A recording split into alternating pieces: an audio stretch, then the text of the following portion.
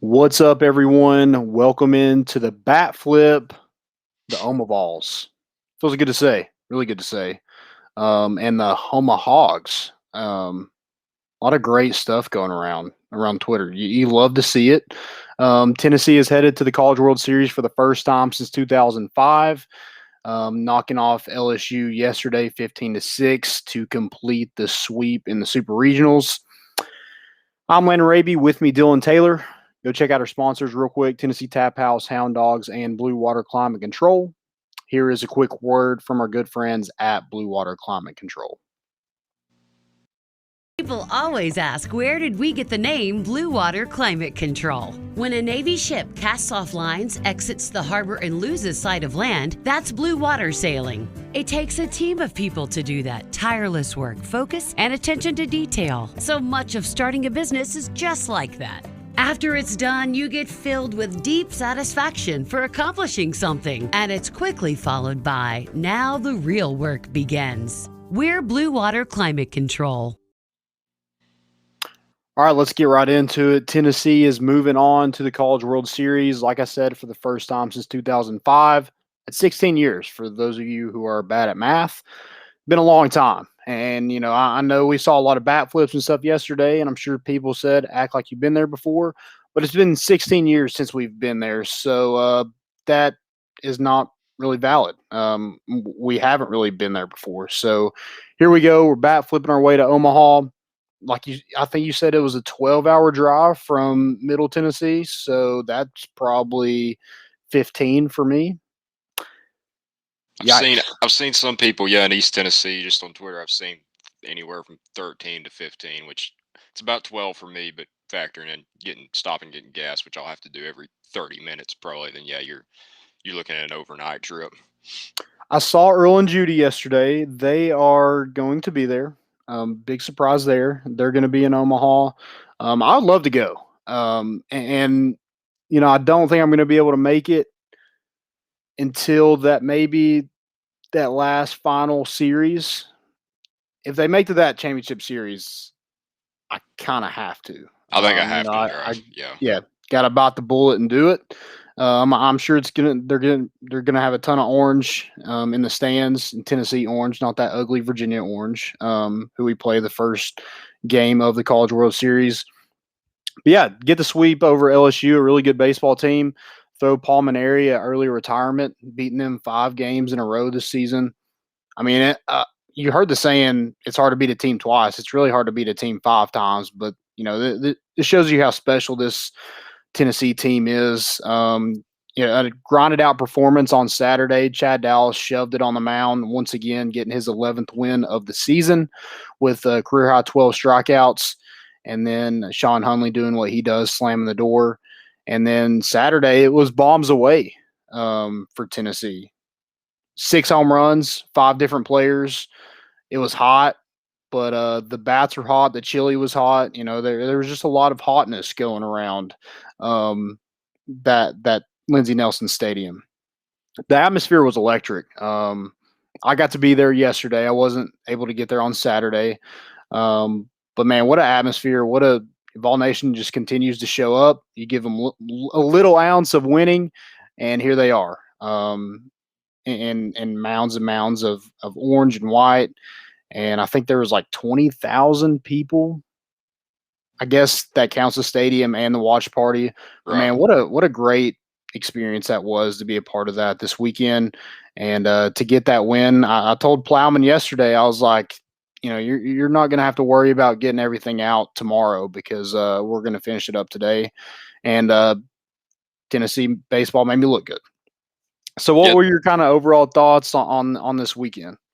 Well, I mean, 20,000 fans, and if you look at LSU Twitter, none of them are supposed to celebrate when anything good happens. So apparently we're classless then. So great atmosphere. I mean, 90 degrees both days. I think it's cooking there, and then everybody.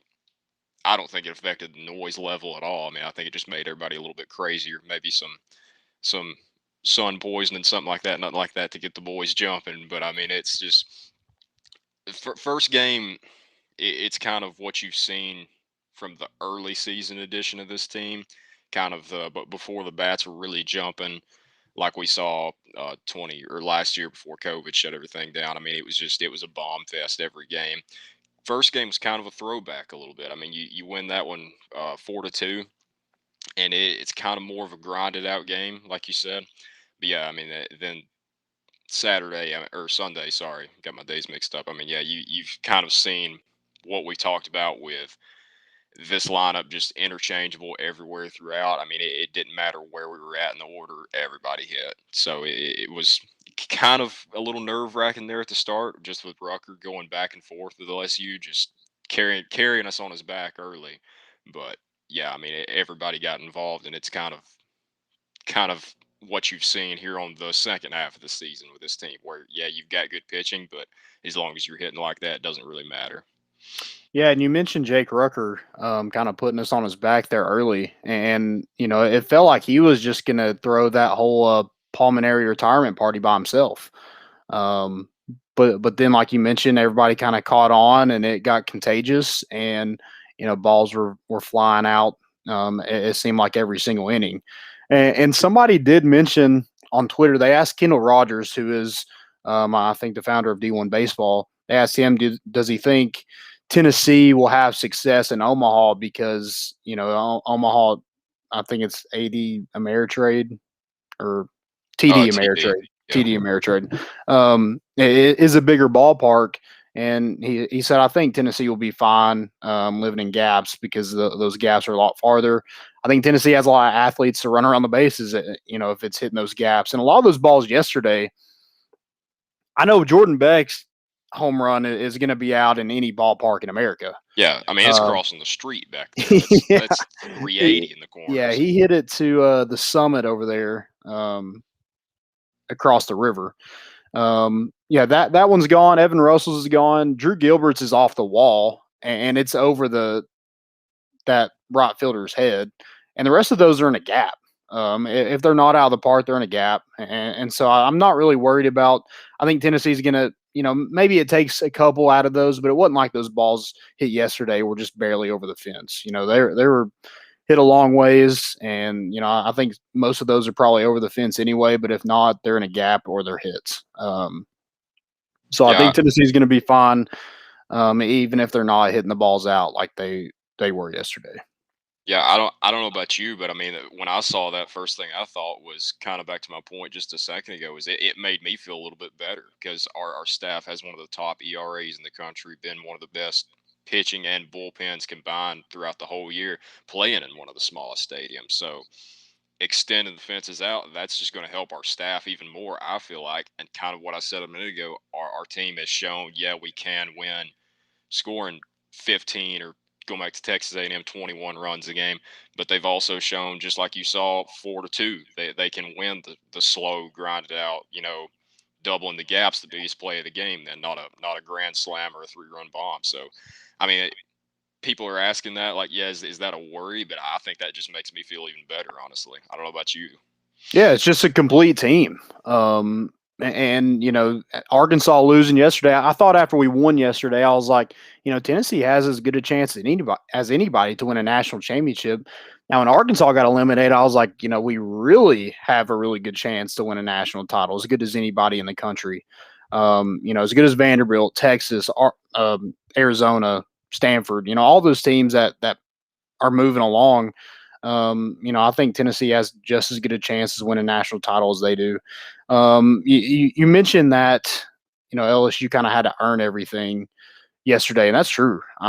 This whole weekend, they had to earn everything. Tennessee only walked one batter, struck out 25. We had more hits than they did. More home runs, of course. We had 6 yesterday. They had 4. They had 1 the night before. We got more people on base. I mean, we're just a better team this weekend. It wasn't like, Tennessee got lucky. When you beat a team 5 times, that's not luck. Yeah. Tennessee's damn good. And I think LSU is a really good baseball team. They got 2 guys that are probably going to be first-round draft picks when it's their time to be in the draft, and Trey Morgan and Dylan Cruz, who are some of the best prospects I've ever seen. But Tennessee was able, those guys are going to get theirs, and they did yesterday. But that kind of grinded out win when you're not able to hit one over the fence. Tennessee was just fine. Those were just long outs with some of those guys. So I think Tennessee beat a really good baseball team, and they're heading to Omaha. We talked to Kivett recently, and he was talking about how that regional really prepared them for postseason play for the rest of the postseason. Having three teams in that regional that could have, been a super regional team. Getting past them, it prepared them for a super regional. It's preparing them for a College World Series. I think this team is dangerous. And you mentioned that they don't have to do it with the bats; they can do it with pitching. And I think this is a complete baseball team. And look out, because there's going to be a lot of orange. It's going to feel like a home game, kind of like Hoover was, I'm sure. So I'm excited to see kind of where this team ends up. I 2 more weeks, I guess, of talking baseball, and then it's kind of over. I'm not ready for it to end, but it's going to end, with a win or a loss, and I hope Tennessee ends with a win, and brings Knoxville a little nice little trophy, some banners. Already getting some banners, hanging in the, I guess, a year, but it's put on the outfield. So yeah, just a solid season, the 50th win of the season, and locking our way to Omaha. What do you have anything else kind of on this weekend? Maybe somebody who surprised you, or somebody who had a really good weekend? I mean, not really. I think it's just the usual suspects that stepped up. I mean, you had Dallas. I mean, Blade. I know he gave up 6, but I'm fine with him doing that when you're up 15-6. Then I mean, yeah, pound the strike zone. Like there's Right. no point in walking guys, stuff like that. I mean, you give up. One, like you said, one of the bombs is to Trey Morgan, who I mean, yeah, he's going to make a lot of money playing baseball. So I've got no problem with that. But that's from the staff there. I mean, the lineup, it's the same guys that's kind of been carrying us all year, especially the last couple of weeks. I mean, Jake Rucker broke out in a big way. I think coming into what was it, the Saturday game, it looked like he was really struggling, just kind of pressing. It's like if you threw him a breaking ball down and away, it was tough for him to pick up on it. And then his last 2 at bats, he rips 2 doubles, and then I mean, we know what he does on Sunday, just striking fear into the LSU ace, Landon Marceau, which Ace. he's good pitcher, yeah, but kind of the same situation with not exactly all the way like what we saw with Kevin Kopps and Dave Van Horn, the national coach of the year, Dave Van Horn. Just want Yep. to throw that out there too. Yeah, not quite to that spectrum, but yeah, I mean he kind of looked gassed the moment he stepped out on the mound. He wasn't really what we've seen all year. No disrespect to him, but yeah, I mean only other thing is like you said, putting more year marks up on the wall out there. Hopefully it's a new wall. Hopefully it's a renovated wall with more bleachers behind it that fans can be behind on camera. You can hopefully have close to. I mean, I don't. I'll be the first to admit I've been kind of one of the first ones. Like, yeah, we got to add stands. We got to add stands. I know where you can, but it's, I want to get it up to about 10,000. But I don't know where you put them with kind of where the stadium's at right there. So just if you can't build it, extend it out further, just build it higher. I guess that's my only solution. Yeah, I don't know the exact number. I'm sure there's 4,000 or so. It says 4427 was our attendance yesterday, and it was loud. And I can't imagine of how loud it would be if we could fit as much as Mississippi State is fitting like 20K in their Yeah. stadium. I don't know how you make that work, but man, it would be something if you're able to pack that in, because Tennessee is really just hung on to this baseball team. I mean, they've just kind of been like a leech. As soon as they started winning, everybody was on board, everybody was in the boat, and they've hung on for this long, and hopefully get 2 more weeks of good quality baseball, and we'll see where Tennessee ends up. But man, like you've already outgrown the stadium. When you didn't really have the tickets that you thought, that's why you did it over the phone. You didn't have the tickets that you wanted to sell. Um, so you sold some standing room only, which basically you just put people in a line around the stadium where people were walking. They had to Um, make it look like they tried.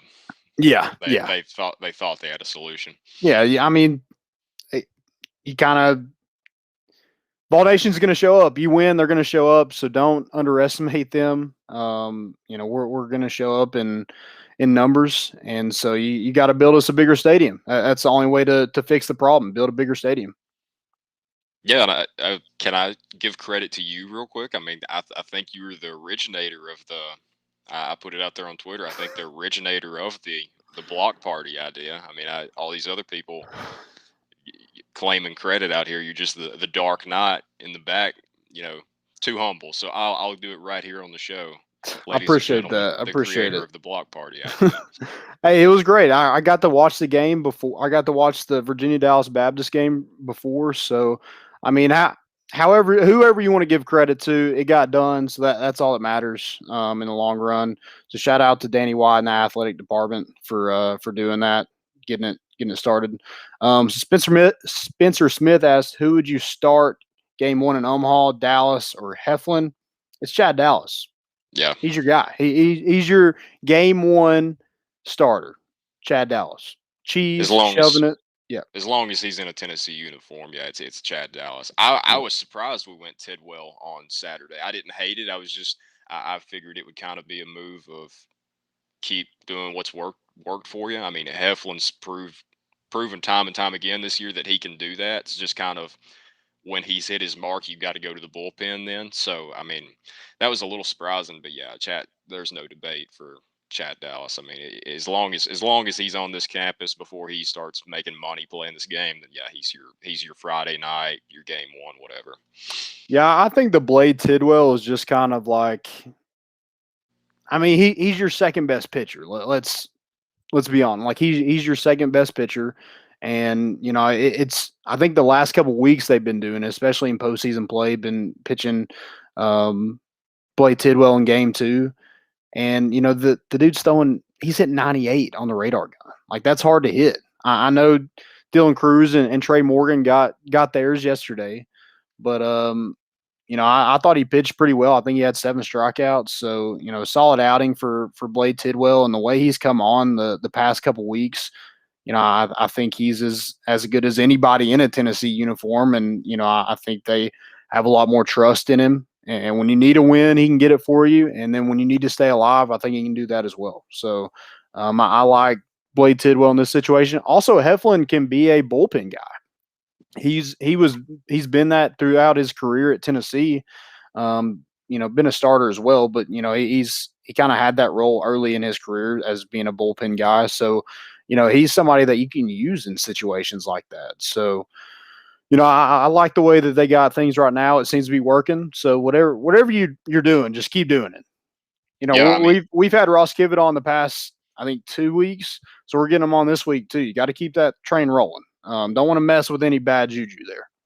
Yeah, I mean, like you said there with Heflin, I mean, that's probably the role he would have taken this year. If it's not, I know we talked about Jackson Leith being hurt earlier this year. Absolutely. He's probably got, in my opinion, he probably had that third starter spot. So you've got a Will Heflin that kind of, I mean, he could go 5-6 innings out there. I mean, that's what he's doing in starts. No reason he couldn't be that same kind of weapon for us. And you've seen it the last, I don't know, couple of weeks up to a month now with Camden Sewell, a guy that I think's always had it, but now he's getting more of his shot and running with it. I think he's got a .42 ERA within the last stretch. I saw the stat the other day, but it's just something. Yeah, I think ridiculous. 21 innings without giving up a run. Yeah, in postseason play. It.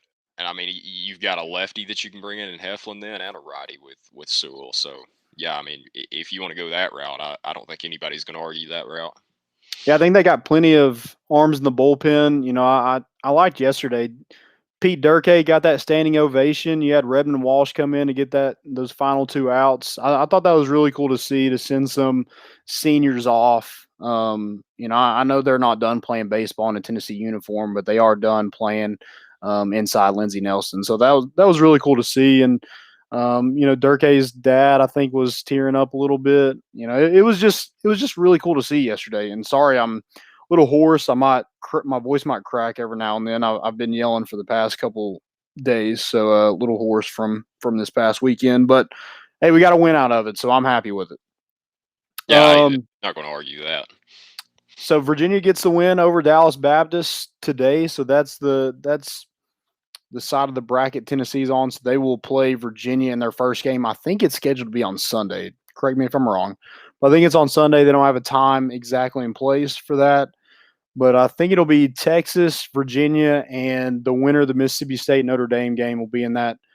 They kind of on that side of the bracket. And then you got Vanderbilt, Arizona, Stanford, and who is that other team? I'm forgetting somebody. Arizona, Stanford. I can't think of it either. Vanderbilt, yeah. Obviously. NC State. NC State. Yeah. I forgot. Yeah, you beat Arkansas. And what a game that was. Yeah, after losing 21-3, 21-4 to game one. Yeah, and to come back just ridiculous. Did freaking Arkansas just waste all? Did they crack all their bats in that first game? I mean, what happened? I mean, we know their coaching is just far superior to everybody else. Right. Yeah. I mean, as I've been told this year. Yeah. Let's do something that we've never done before and throw our player of the year out there to start a game where he hasn't started a game all season. Yeah, that's what I would do. Worked out for him. I feel bad for Kevin Cobbs. I mean, I've had nothing against him all year. I mean, I really not even. I mean, some Arkansas fans on Twitter obviously were going off all year, and I saw one tweet that they were the fastest to delete all those original tweets. So they're the best in something this year. But yeah, I mean, Tennessee, the odds-on favorite now. I mean, earlier I think it was when regionals started, they put out the odds. I think we were second behind Arkansas, second or third. There's Arkansas and Vandy there. But I mean, we're going into a major tournament now, probably the odds-on favorite. I mean, I don't like hearing that. I mean, I do because, yeah, it's Tennessee. We're at the top now and something. But, yeah, I'm always more of an underdog person. So, but just keep winning. I don't care what the odds are. Yeah, and looking at the field, I mean, yeah, Vanderbilt beats you in a 3-game series. But, other than Arkansas, I don't see a team that I'm like nervous to play. Like, I'm excited to play. And, Ross Kivett mentioned to us, and I was like, we don't fear anybody, and you can in this league. And, yeah, that's true. But, like, Arkansas is a team you're like, yeah, you can be beating them, but they got a good enough lineup where you can play with them. And they also have the player of the year usually in the bullpen. But they decide to use him up as a starter. And, I don't want to say it cost them the game, but it definitely was a questionable move by Dave Van Horn. And didn't come out on the right end of it. And you're going home because of it. Yeah, I mean, that was – to me, before on the show, that was the head and shoulders best team in college baseball this year. And I think they were there, and you had Tennessee and Vandy right there. I mean, Texas worries me just because they're hot so quick and can put you out of the game like that. And obviously, Vandy worries me because, yeah, I mean, they're a complete team, but they're staffed with Rocker and Leiter. I mean, you beat up on Leiter earlier this year, but the kid's still going to be a top 5 draft pick. So you know what you've got going in against him. So I'd say those are the two teams that worry me the most, probably. Yeah, I mean it's the best of the best in this College World Series. I don't think there shouldn't be a ton of blowouts. If there are, hopefully Tennessee is on the right end of those. And we get just more baseball. Let's just keep playing, just keep winning, just keep playing more baseball and see what happens at the end. Man, I would love for this team to go as far as they can. I'm hoping for a win, but I'm trying to like keep it cool. I'm not like, even when we were playing LSU, I was like, I'm not going to talk trash because first of all, I don't want people to bring it up to me after the fact, but I'm scarred. Yeah, I'm scarred. I don't want to jinx anything. That's like a girl at work who's like, do you know Tony Vitello? I was like, I don't know him personally, but yes, I know he is. She's like, you should hook me up with him. I'm like, no, I would never do that in a million years because you might mess with this program that I love so much and I would hate you for it. So no, absolutely, I'm not going to do anything. No.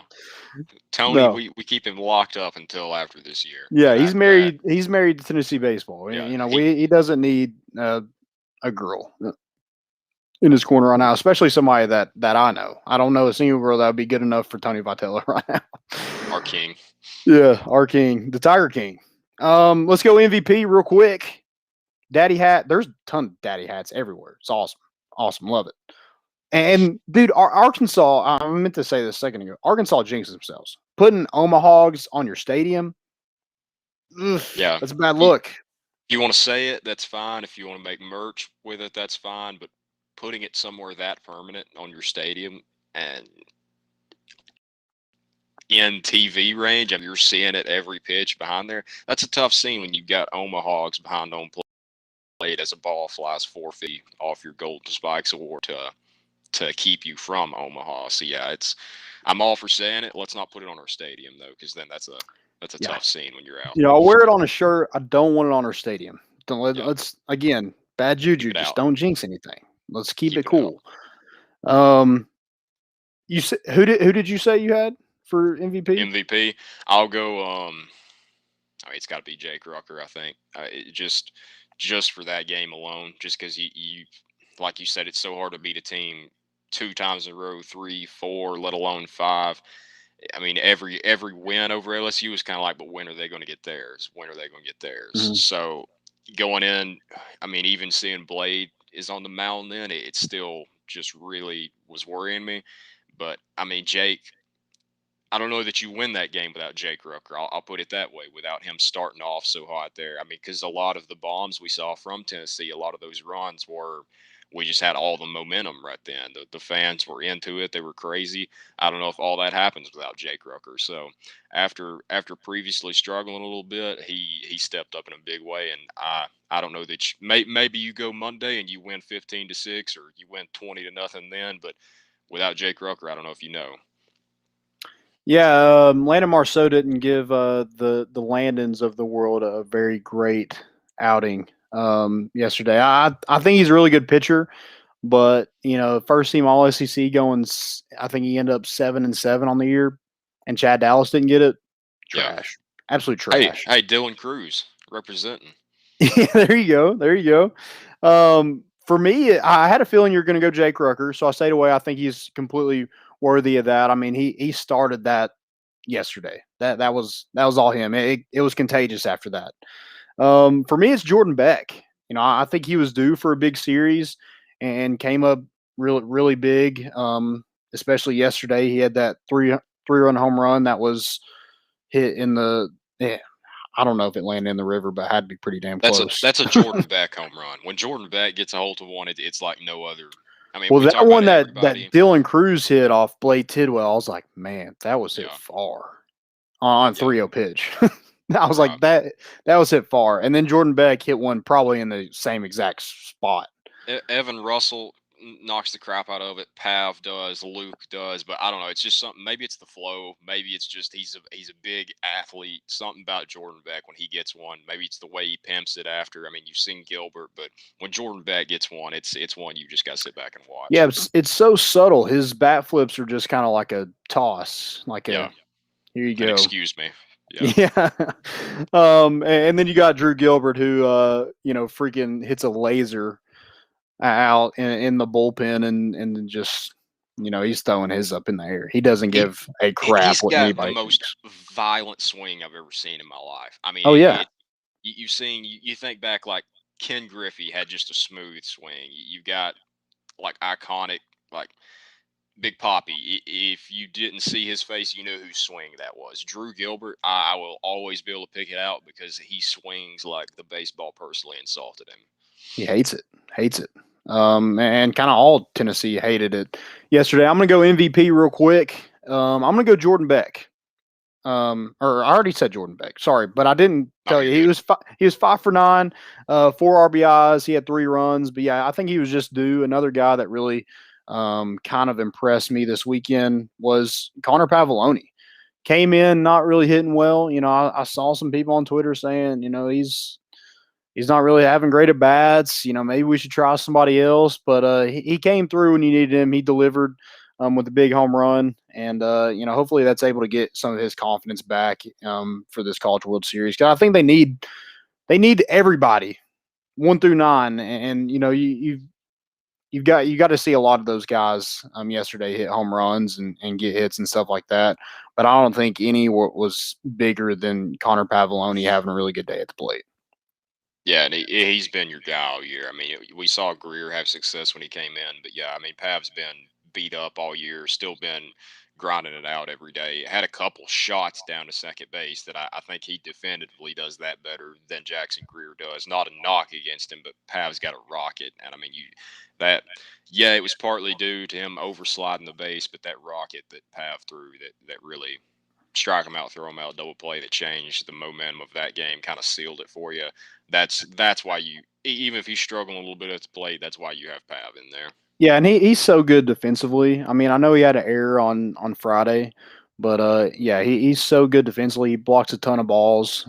Is a really good athlete behind the plate. So you got the right guy out there starting. I think all the pitchers are comfortable with him.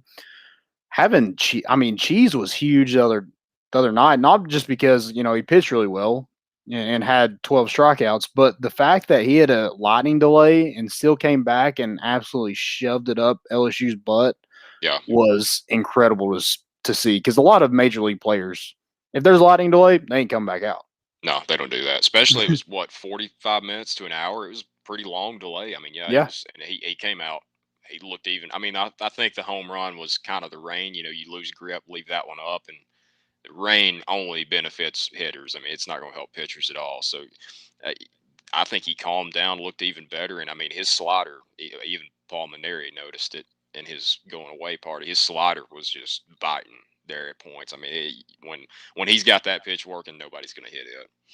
Yep. Yeah, just a solid series from Tennessee, and they're heading to Omaha. Hopefully everybody's able to get there if you can. Be loud, be proud. Wear your orange, wear your white. Omaha Vols. Like you said, don't put it on the stadium. Do you have anything else to kind of add before we get out of here? I know time's kind of ticking a little bit. If you want to pay for my gas, I'll drive out there. I have no problems at all. Anybody out there, hit the Venmo up. I'll listen to plenty of podcasts. I'll listen to the bat flip, listen to more important issues. You'll pass the time pretty quickly. Just say There you go. help a boy out. I like it. I like it. Well, that's kind of all we got. We will get out of here. We got another show coming up, so stay tuned for that. Tennessee's heading to Omaha, first time in 16 years. And again, we're a baseball school. Yeah. Dub said, let's keep that broom out for the next episode. Yeah. I'll leave it here for more important issues. We'll be live tonight at 8, so it'll stay right there. So stay tuned for that. Guys, we'll be back next week, hopefully talking some more Tennessee wins. That's all we got. We're out.